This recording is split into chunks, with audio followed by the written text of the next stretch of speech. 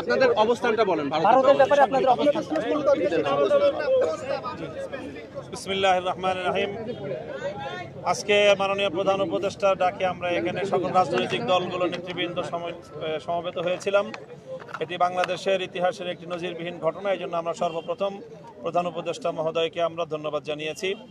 সেই সাথে আমরা সর্বপ্রথম আজকে যে বিষয়ে সকল রাজনৈতিক দলের নেতৃবৃন্দ একমত হয়েছে যে ভারত এবং ভারতের যে বাংলাদেশ নীতি, ভারতের বিভিন্ন রাজ্যে বাংলাদেশের উপ হাই কমিশন সহ বাংলাদেশের জাতীয় পতাকার বিরুদ্ধে যে অবমাননামূলক আচরণ করা হয়েছে, অগ্নিসংযোগ করা হয়েছে এবং ভারতীয়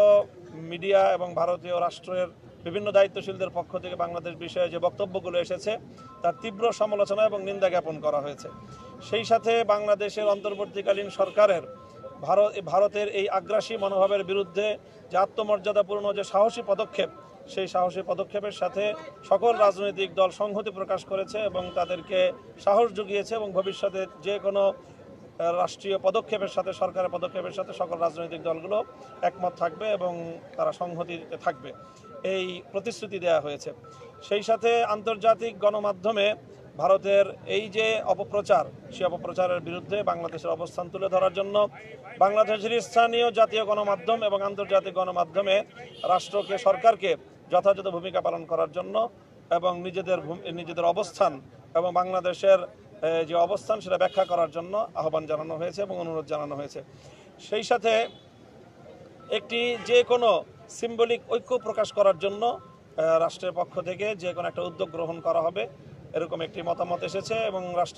সরকারের পক্ষ থেকে সিদ্ধান্ত জানানো হলে আমরা সকলে ঐক্যবদ্ধভাবে তার সাথে আমরা অংশগ্রহণ করব।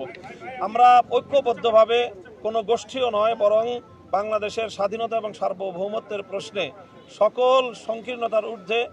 বাংলাদেশের প্রশ্নে যারা আমরা ঐক্যমত, 5ই আগস্টের পর থেকে যারা বাংলাদেশকে নতুন বাংলাদেশ হিসেবে গড়ে তুলবার স্বপ্ন দেখছি, তারা সকলে ঐক্যবদ্ধভাবে আগামী দিনে বাংলাদেশকে আমরা রিপ্রেজেন্ট করব, সেই বিষয়ে আমাদের সকলের মধ্যে ঐক্যমত প্রতিষ্ঠিত হয়েছে।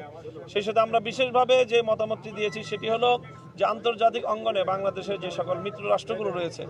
বিশেষ করে ভারতের চারিপার্শ্বে যে সকল রাষ্ট্রগুলো থেকে ভারত তার পররাষ্ট্রনীতির কারণে উৎখাত হয়েছে এবং সেখান থেকে প্রত্যাখ্যাত হয়েছে, শ্রীলঙ্কা, মালদ্বীপ, নেপাল সহ আন্তর্জাতিক বিশ্বের অন্যান্য রাষ্ট্রগুলোর সাথে সংহতি গড়ে তুলে ভারতের এই আগ্রাসী মনোভাবের বিরুদ্ধে বাংলাদেশকে আন্তর্জাতিক অঙ্গনে নিজেদের মিত্রদেরকে নিয়ে নিজেদের অবস্থানকে শক্তিশালী করার জন্য আমরা মতামত দিয়েছি এবং পরামর্শ দিয়েছি এবং আমরা আশা